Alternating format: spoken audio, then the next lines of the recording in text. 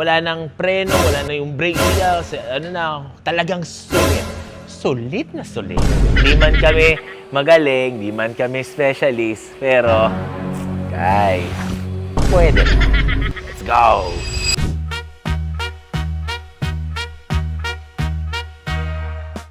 So guys, natapos na ang ating Project Land Cruiser 200. So ngayon, nakabitan natin ng BBK, nakabitan natin ng TE. Guys, tip lang. Pag nagpanit kayo ng BBK, meron kasing mas maliit lang kasing stud bolt sa front natin. So, pinalitan natin siya ng mas mahaba. So, mas mahabang stud bolt para at least, kasi pagka yung maliit, yung stock lang, 5 ikot lang siya. So, kailangan medyo ma-full natin para secure yung ating gulong. Kasi pag natanggal yung baharan, wala tayo kasama dyan. So, dito sa Mad Monkey, kami bahala sa inyo. Ang sakit lang sa ulo, pare, maghanap ng pambayad. So, tara, itong LC200 na to, it's a 2011. Gasolina siya. So, problema daw ni client, pero yung nakita nga namin, pag open namin, wala na, kumbaga wala nang preno, wala na yung brake shoes, talagang sulit. Sulit na sulit. Medyo bronze and naka-Aiko tayo na BBK, naka 390 ang harap, 380 ang likod ang rotor. So yun, 6-pot ang harap, 4-pot ang likod. So yan, tingnan nyo kung busog ba. Medyo busog, pare. Ano ba guys? Pasado ba to o pasado? Pasado kasi tayo gumawa niya, pare. So yan, mamaya, test drive natin yung kotse, natin si client kung ano yung feedback niya. Personal feedback ng mga kli. So tara, samahan niyo kami. Test drive, let's go.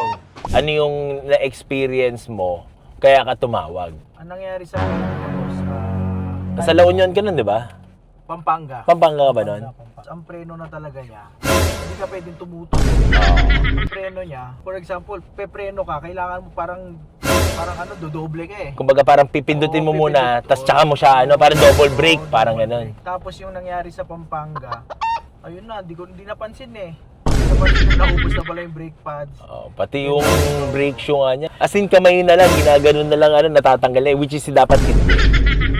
Buti hindi na tao dun. Nadali, no? Yun na, okay na yung preno. Ewan ko na lang, boss, huwag mong bayaran pag hindi okay yung preno niyan.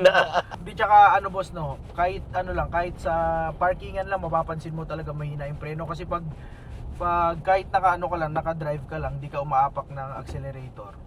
Pag pumreno ka, bitaw mong konti. Tapos pag preno ka, hindi niya pa napapansin.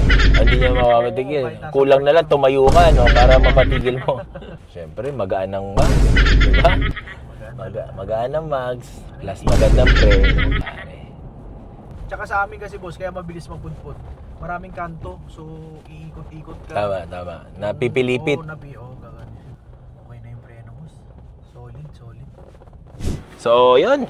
Na-test drive natin yung kotse-kotse. Yung LC200 di boss. So, that's it for LC200 build. Only at Mad Monkey, guys. So, pag may mga tanong kayo about Land Cruisers, sorry. Hindi lang Land Cruiser ang special natin dito, pare.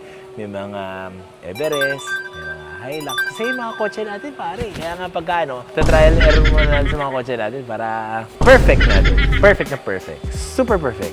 Di man kami magaling, di man kami specialist, pero guys, pwede na. Let's go!